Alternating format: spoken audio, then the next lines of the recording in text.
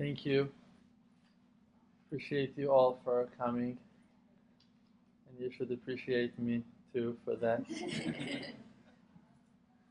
We drove. It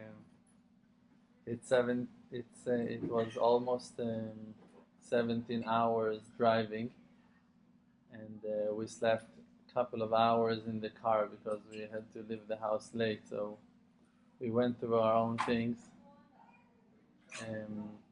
but we're very, very thankful. This is an amazing opportunity, and the Creator, He knows the dedication and the effort and the great will that I'm putting into this wonderful mission to go from one city to the next, from one town to the other, from one village to the next, and to knock on the doors of the hearts of those who are seeking for the Creator with truth. Now, we know we live in a world that good and bad, truth and false are mixed. And it's very, very hard most of the time to recognize the truth from all lie and all things that are covering it from our eyes. And only a person who will really gonna dedicate his life and his heart for that sake of finding the truth will finally get a hold of it and will not let it go away from him, and it will never run away from him and disappear from his eyes. And to have a heart like that, you don't need to be Jewish, you don't need to be Israeli, you don't need even to be maybe even human. There might be an option that even innocent animals that just seeking for goodness and for simple, happy life are already achieving that divine and noble and great and godly purpose of our existence, without even us trying so hard to become spiritual and to climb in the levels of holiness and purity and to fulfill our obligation and to know that we fulfilled our obligation to the opinions of all sides and all opinions and everyone. It does not necessarily mean that we're achieving when we are putting so much effort. The voice of Hashem is being heard in thin quiet, in a very, very, very, very gentle way. He's talking to us. When the light is shining and flying in the speed of light,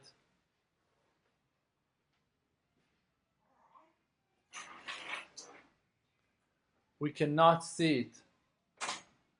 And for an evidence for that, you can see in Star Wars that you can always see the preparation for light speed, and then you can see the result of light speed.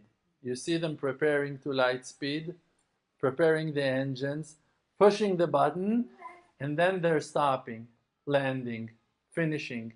You're not there in the speed of light. You can never see the speed of light. When you're one with the light, you're nowhere. The speed of light is a place that is above place.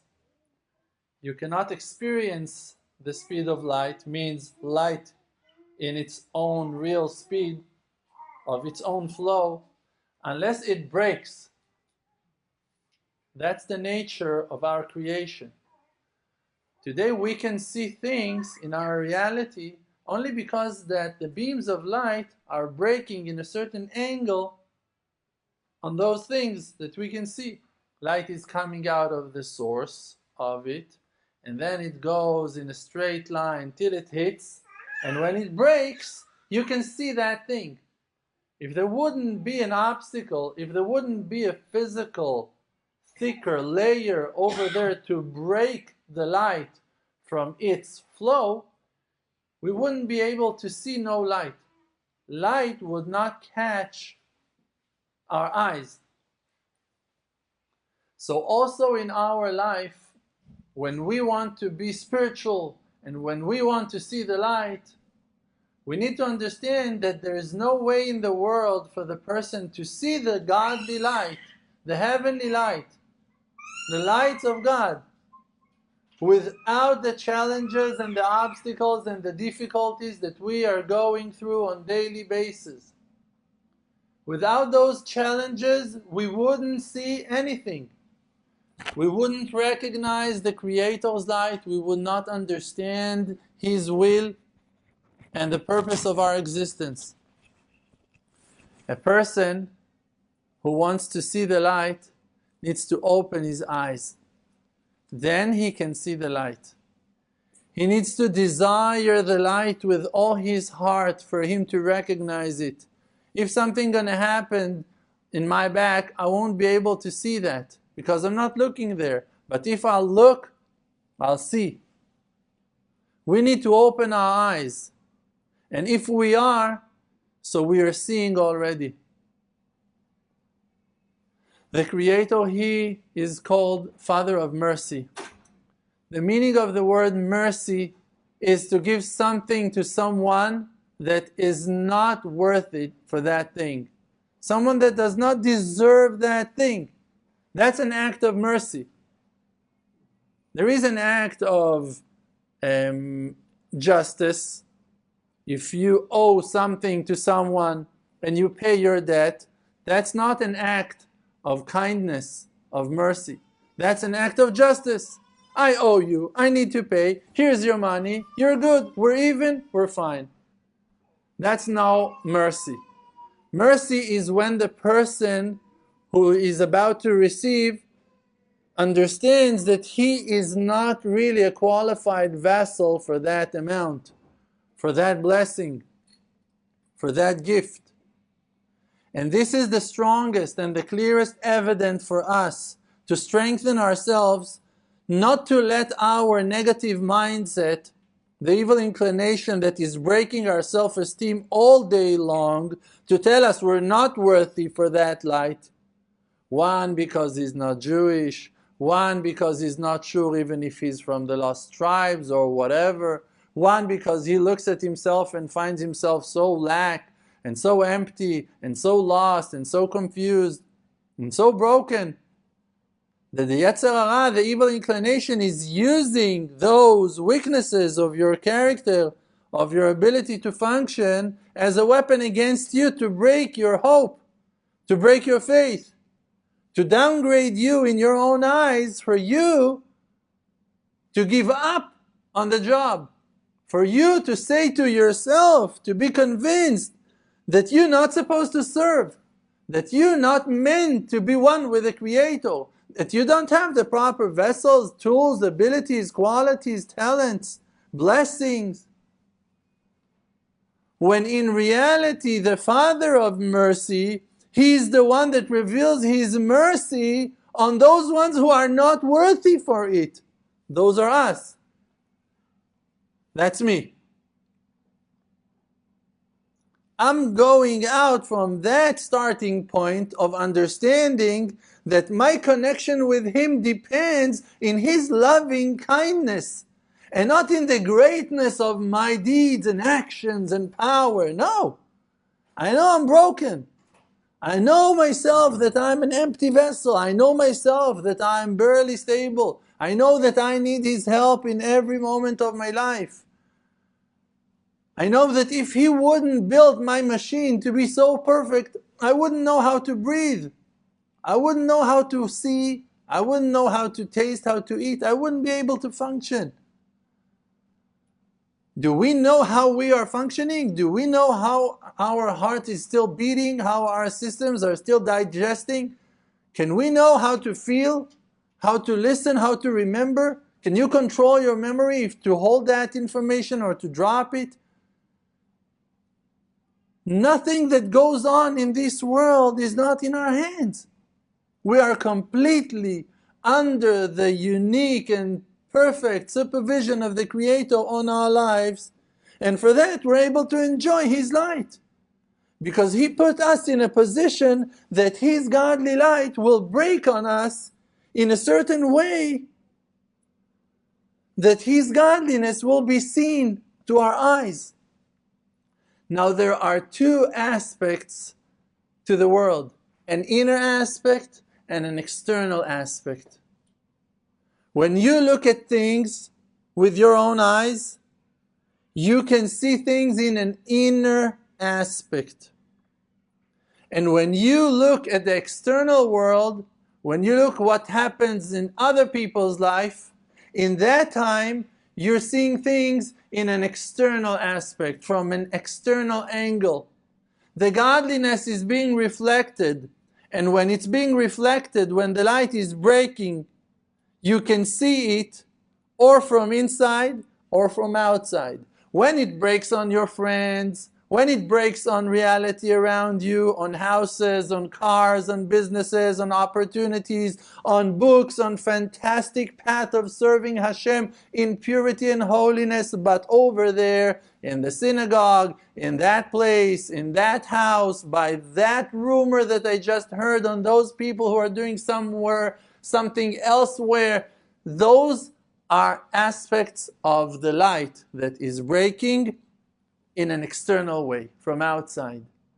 But your inner experience is a higher level of light, is an inner aspect of connection to the Creator. When the light is coming down, every beam of light is like a channel that is channeling the godly light.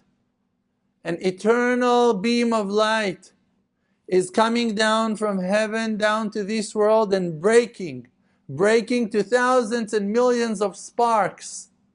And when it hits one spot, it goes further ahead and continue to break on other forms, on other physicalities, on other materials. But the first one who came down straight from heaven is your soul. The light is not a physical light. The light of the sun is only a reflection of the godly light. But the light of your soul is the direct, straight light that comes down from heaven to earth. And you are the vessel to contain the blessing. You, not by being worthy for it, not by being qualified to it, just by being created in that form that the light is coming through you when you are just alive. Now to grab it, you need to look. If you want to see it, you need to look for it. If you want to hear it, you need to listen. If you want to feel it, you need to be aware to your feelings, to your senses.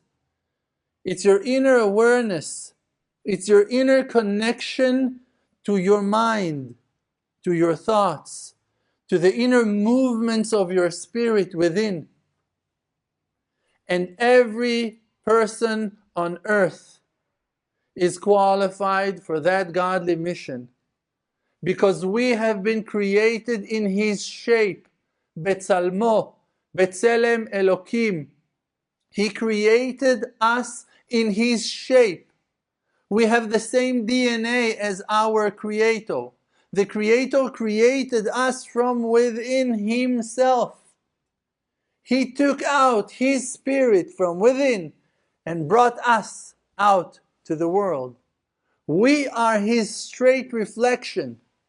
We are the godly light that broke in a certain angle, in a certain shape, and caught a certain vessel, and is being held inside of us. And we are Him and Him, He is us. And we are one with Him. Just that in this world of reflections, in this world of dividings, things look to our eyes as if they were separate. But in the heart, nothing is separate. When I had to leave my house, I was crying. I could not separate from my family. I sat in the car and I could not drive. My family and I are so attached. My wife and I are so close to each other. My children and I were so close to each other. We could not bear that separation. We felt like it was the hardest thing in the world. And I'm not sure that someone can understand that. I don't know. That was our experience. For us, it was the hardest thing in the world, and we knew that everything is going to be just fine. And we were not terrified and not scared. Just we are so close and so in touch and so connected to each other that the separation is impossible to bear. We're not able to experience no kind of separation. That's why we suffer.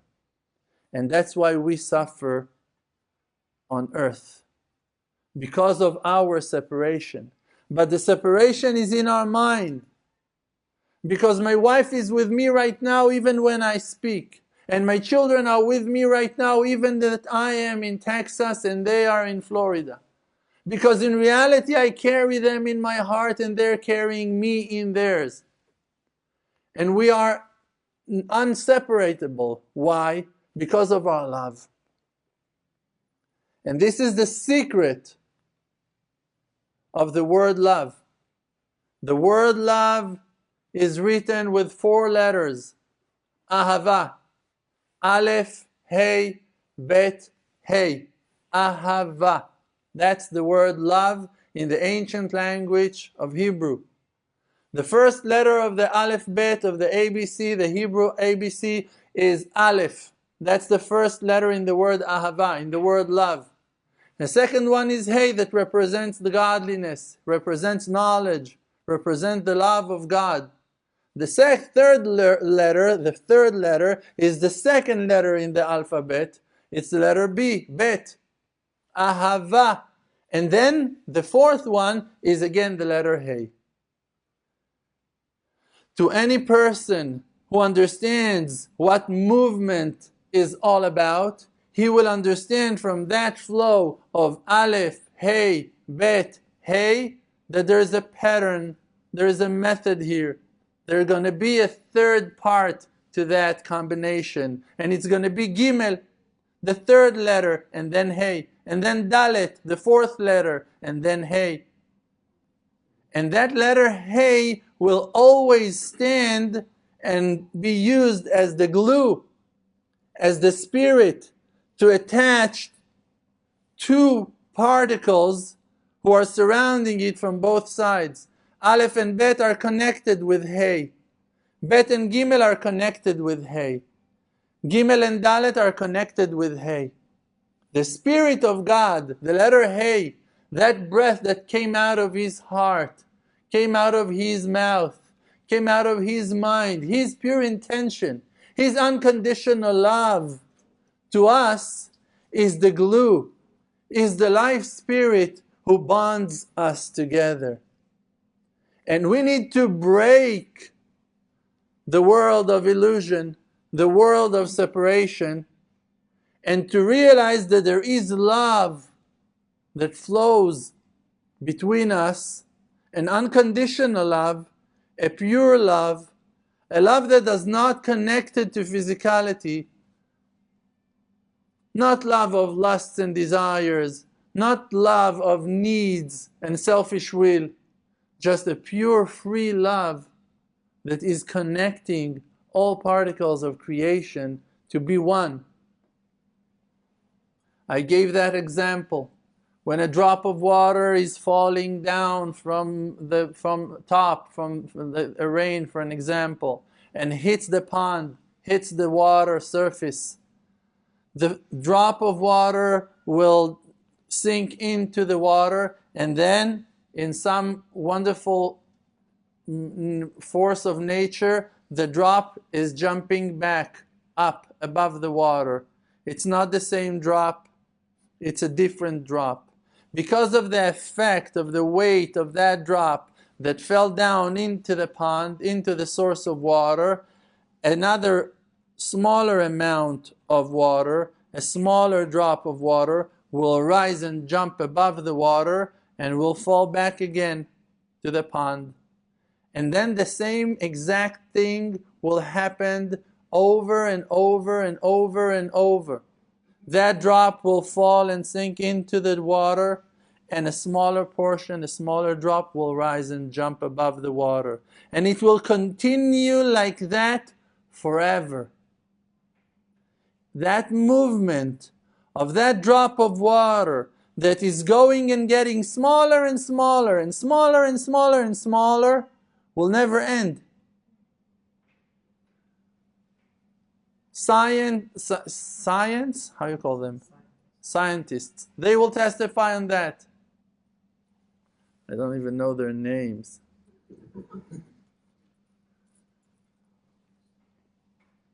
And when that drop of water will fall to the pond, a wave will be created. A ring of water will surround that drop as the straight first effect of that drop of water that hit the water source, and that wave will go further and further and will get wider and wider and will be spread forever as well. And when the second drop will jump and hit the water surface, a second ring will be created, and a third ring, and a fourth ring, and a fifth, and it will never end. And even if we cannot see with our bare eyes, the tiny and most gentle rings that will continue and still continuing to be created by those tiny drops of water, they will still create those circles forever. And those rings are being created all the time as the direct results of billions of drops of water that fell down to the ocean and to the ponds and to the lakes and to the rivers and to the wells and to the springs since the beginning of time.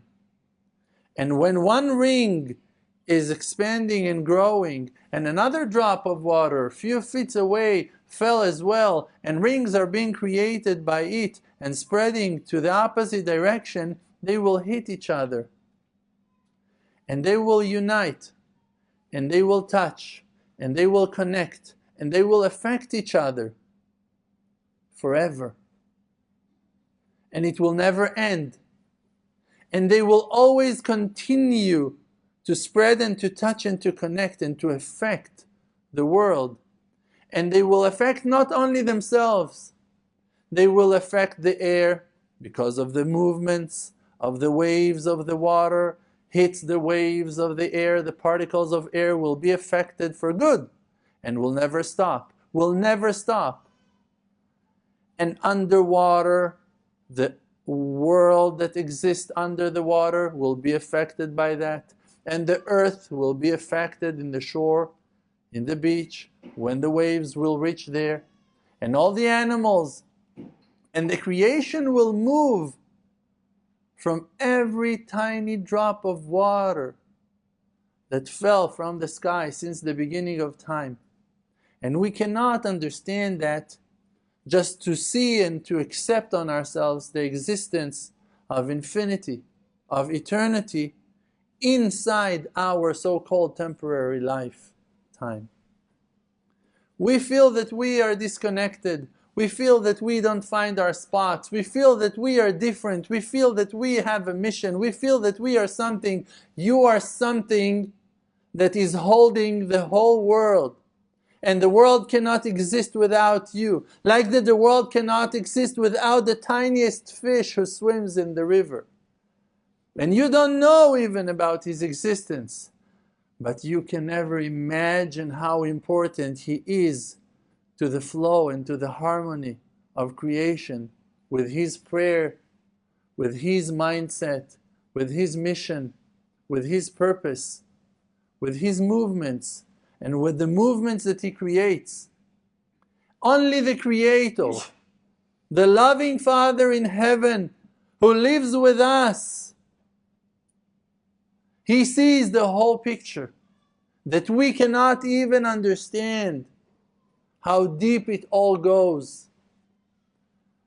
How every flame of fire makes the world warmer, and how every part of snow that falls down is creating an equal balance to the world temperature, and how it can take place in different states and still affect and create beauty and oxygen and life to come down to the world.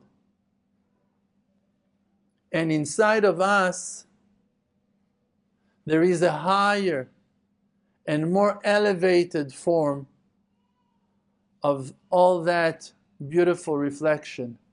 Because all that beautiful reflection is the external aspect of light. This is the way that the light is being seen to the outside. But inside yourself, the Creator, in a way more delicate form, reveals Himself to us, to you, to me, to each and every one of us from within. And there is no one that is more important than another. You cannot say that the lion is more important than the cow because he is faster or stronger or roaring in a greater voice, louder voice. Maybe you are being impressed by him in a certain way that you like, that you relate to, but it does not really affect the importance of it on the back of another. There is a balance, the circle of life, the harmony of creation, and all the angles and all the creations are reflecting His godliness in perfection. The complete reflection of the Creator is only the combination of all particles together, and not only in the present time, also since the beginning of time till the end of time. In the whole wide world, in all the cities, in all the houses, in all the families, in all the languages, through all the conversations and all the words and all the feelings and all the emotions and the struggles and the arguments and the debates and the doors that have been slammed and the vessels that have been hit the ground and the spoons that have been created and dogs that entered into houses and giraffes that ran in the savannah and birds who fly above the water and above the deserts. All of that is the reflection of the Creator in its completion.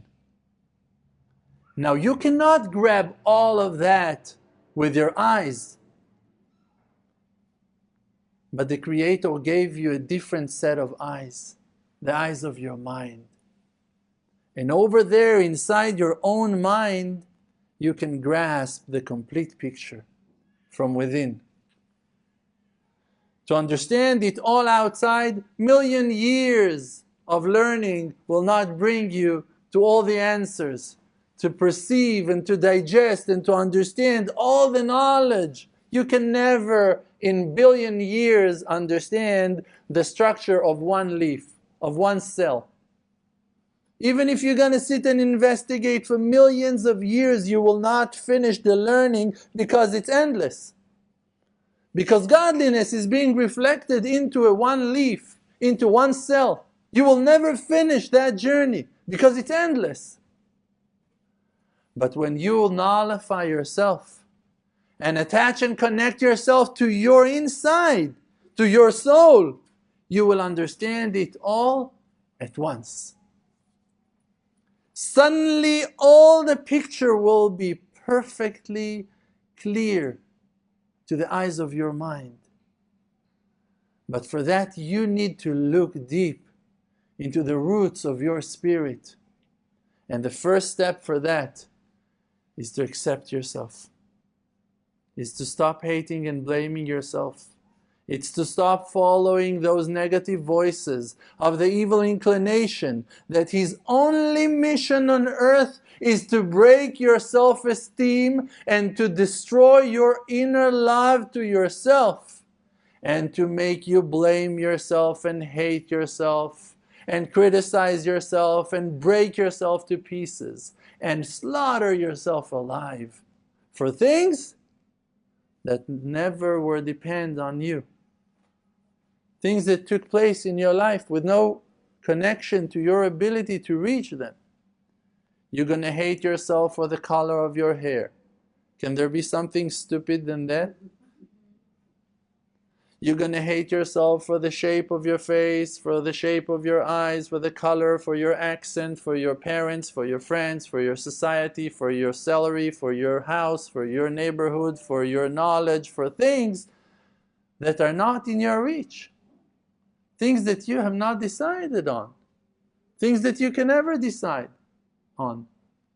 What can you decide to want? Only the will is in our hands. Only the will is free and is in your hand to want. And when you find your will weak, you need to want to want. You need to increase your will and to convince yourself that it's the time to want more. And even in times of destruction, and even in times of pain, and even in the hardest hours that despair is surrounding you from 360 degrees, and you find yourself completely lost with no answer, and only questions you have, and only doubts, and only fears, and panic attacks, and anxieties all around you, darkness is surrounding you. In that moment, you need to dare to ignore your surroundings and to look deep into the root of your soul, and there you will find Him. There you will find the answer. And the Creator is close to everyone who will call Him with truth. And you know how you should call Him? I'll tell you a secret. You should call Him in His name. What is His name? I'll tell you the secret. His name is your name. His name is being reflected to you in your name. Because His name is walking with you, and the main reflection of His name in you, on you, upon you, will be your name. This is why we call Hashem the name. And we're not using the name. We're not calling Him in His name.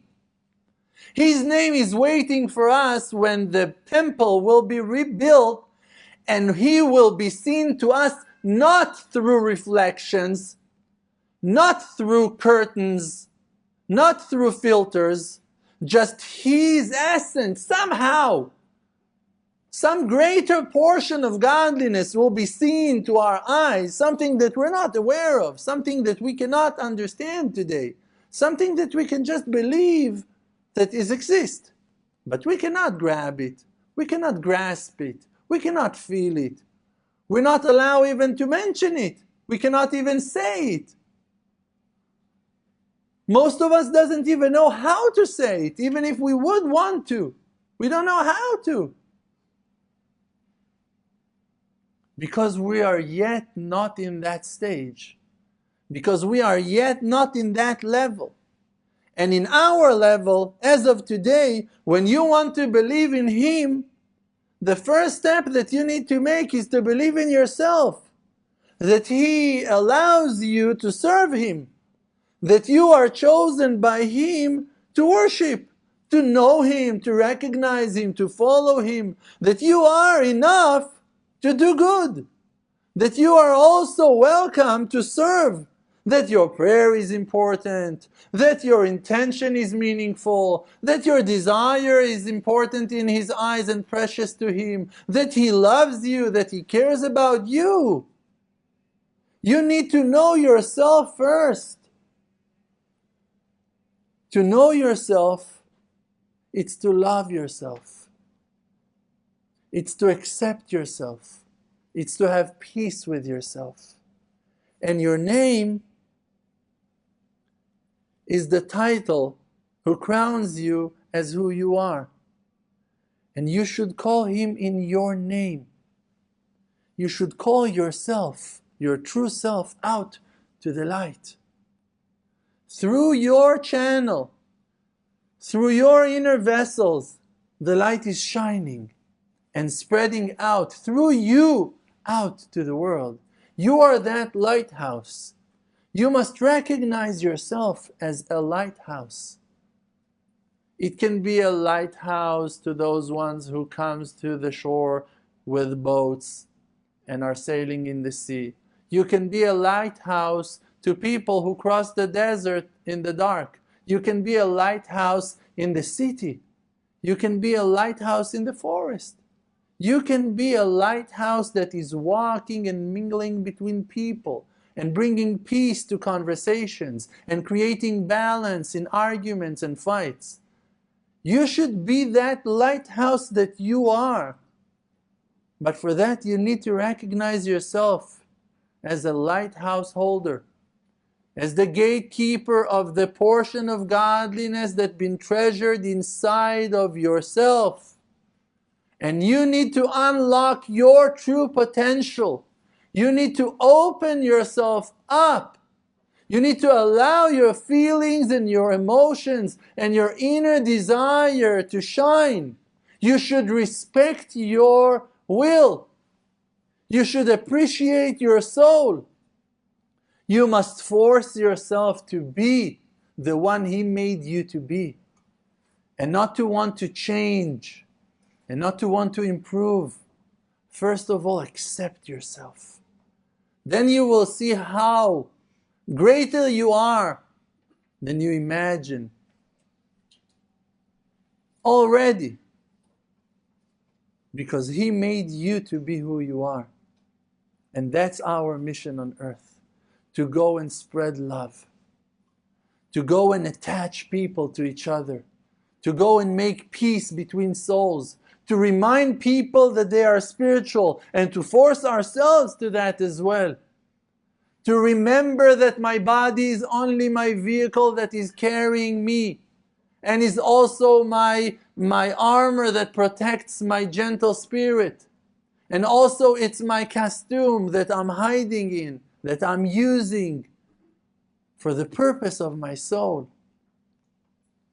I can use it to be undercover, and I can reveal myself with it.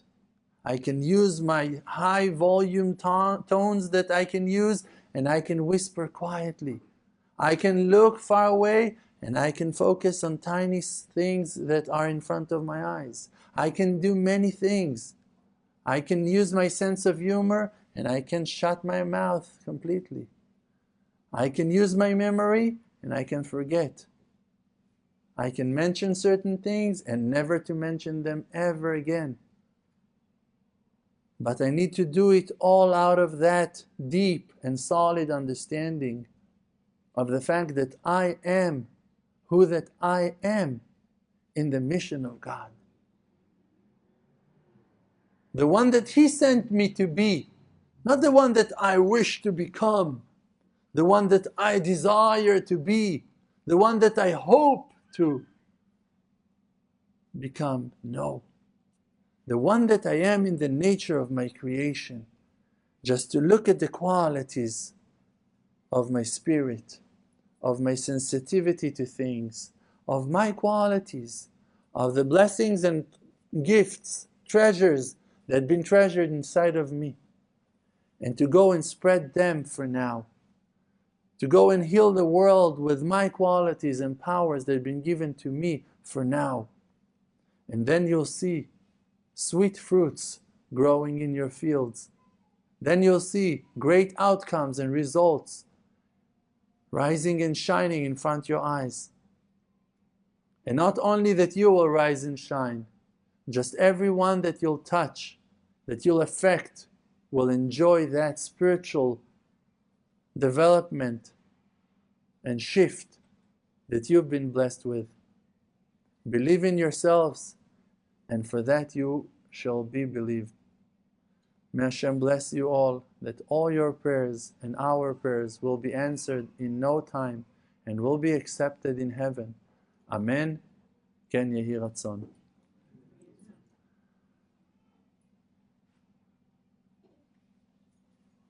I wrote and illustrated few books, 3 books for adults and 3 books for children books. Those books are very, very important, and I'm saying my honest opinion about them. Those books can change the life of a person when reads them, like the videos that are life-changing, like the lectures that are life-changing. You should grab and hold yourselves to that content and spread it. You need to save lives of people. If you find yourself that you're able to do things on your own, do that. Sometimes we cannot do things on our own. Sometimes we need the help of a friend. Sometimes we need the help of an organization. Sometimes we need the help of a qualified rabbi. Sometimes we need the help of a friend to assist us. I am offering you more than 2,000 videos on different topics. I offer you those books and CDs to offer them to the world, to send those links, those options, those windows, those life opportunities, those lifelines to people that are in struggle, to people that are in need. Be generous and loving to those people and send them a link, send them a book, send them a CD. And you can do the same favor for yourselves as well. Put yourself in front of your computer and watch a class, watch a video. We're sending them to your mobiles. We're making them short and we're editing them with music that it will be easy for you, that you won't be troubled with 1 hour class. No, 3 minutes with translation, subtitles, any language you need. Use that blessing of heaven for the sake of your loved ones and for the success of your own lives. To invest your time into those proper, most very high, elevated quality content of godliness that is shining to the world in our days. And may the blessing of heaven hover upon us all to illuminate the world with the endless love of our Father in heaven, for us all to rise and shine, bloom and succeed, and enjoy life and be satisfied from it. Amen. Ken Yehi Ratzon. Thank you. The world does not exist, because Olam Milshon Ne'elem, the world is just blocking the light of truth. The world called Alma Deshika, world of light, is just a fake. We're just inside of an illusion. It's just a fake. We're just inside of an illusion. We're just inside of an illusion.